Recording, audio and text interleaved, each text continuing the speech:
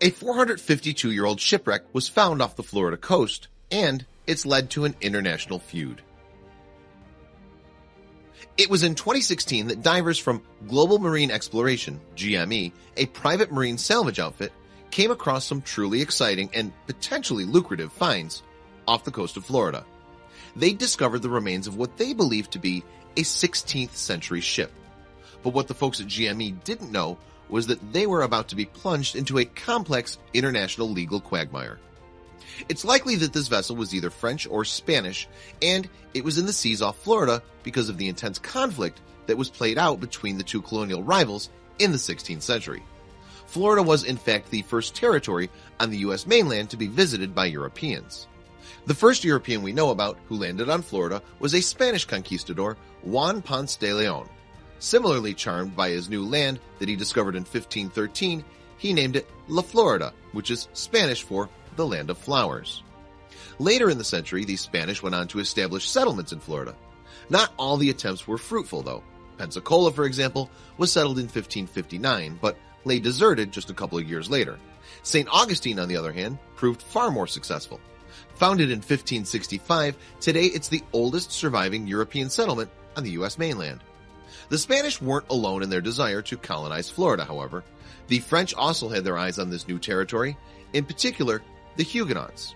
These people were persecuted because of their Protestant religion in France and saw an opportunity to create safe havens in the New World, including Florida.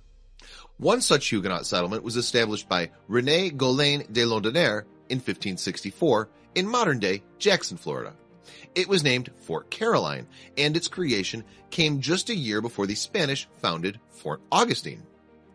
The initial 200 French inhabitants of Fort Caroline were reinforced in 1565 by further settlers and several hundred soldiers, after a fleet of 4 ships led by French explorer Jean Ribault arrived. But just days after Ribault's appearance, a new Spanish governor, Don Pedro Menéndez de Avilés, also reached Florida, and his orders were to destroy the French fort. The Spanish and French fleets subsequently entered into a short battle, but the Spanish soon disengaged and, pursued by the French, escaped to the land at the site of the future Fort St. Augustine. Ribault and his French ships were not so lucky, however. They encountered a powerful storm that sank many of the vessels and grounded the others, with many hands drowned. Ribault and those of his men who survived the storm were found on land by Menéndez and his soldiers, who invited the French to surrender. Obviously, having no inkling of what would happen next, Ribault agreed. But what did happen was that Menéndez had Ribault and hundreds of his followers slaughtered, and this ended French attempts to establish settlement in Florida.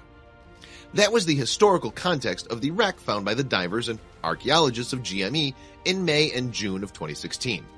And what creates the legal complexities of the discovery is the question of whether it was a French or a Spanish vessel.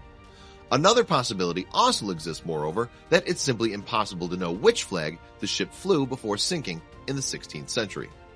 We'll return to the legal shenanigans presently, but what exactly did GME find? Well, diving in waters just off Florida's Cape Canaveral, the divers uncovered a scattered array of objects on the seabed. For instance, pictured here is a bronze cannon with a fleur-de-lys mark, which is a symbol of France. The GME divers also found 3 highly decorated brass cannons. These weapons, GME boss Robert Pritchett informed Live Science, may be worth in excess of $1 million apiece.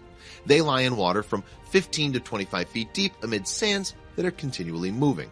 So the cannons could be covered by 3 feet of sand, or they could be covered by 8 feet of sand. It's different every time the wind blows, Pritchett told the Daily Mail. In addition, they found an impressive monument hewn from marble and sporting the French king's coat of arms. And this may be one of the earliest artifacts of European origin ever discovered in the New World. It's said to be very much like the monument that Ribault planted in St. John's River as a symbol of France's claim over Florida. Also among the remains of the wreck, which are scattered over an area that's 4 miles wide, were 12 anchors and 19 iron cannons, and strewn across the seabed there were pieces of ballast and ammunition, along with a stone grinding wheel. GME was originally given permits by the authorities in Florida to explore 7 areas off the state's coast. Unsurprisingly, having done the hard work in discovering these items, GME was anxious to go ahead and reap the likely benefits by salvaging the objects. The French government had other ideas, however. In November of 2016, it put forward a claim to the underwater booty, citing the U.S. Sunken Military Craft Act. This stipulates that such wrecks belong to the country that these ships sailed from, even if they're discovered hundreds of years later. Admiralty law and international law is very clear that the owner of a ship does not lose its ownership just because the ship sank.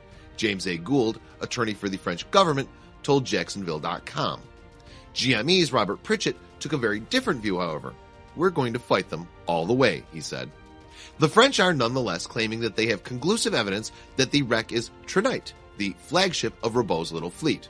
And the authorities in Florida have not only taken the side of the French, but they're also alleging that GME played fast and loose with the exploration permits that they were granted. GME flatly denies this allegation, however. Pritchett argues that although there are French items on the wreck, these could simply have been stolen by the Spanish. As a result, he says, the wreck may be Spanish, or even an English merchant ship. And that could make a big difference to GME because if it's a merchant boat, then the company would be entitled to 80% of the value of the artifacts.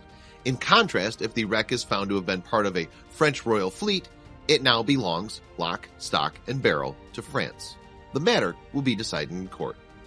Reflecting on the importance of the court case, marine archaeologist Chuck Mead told Jacksonville.com, "This is the oldest French shipwreck in the entire New World, from the tip of South America to Canada. This is the first time you had Europeans seeking religious freedom in the New World. This is the American story. This is the birth of Florida.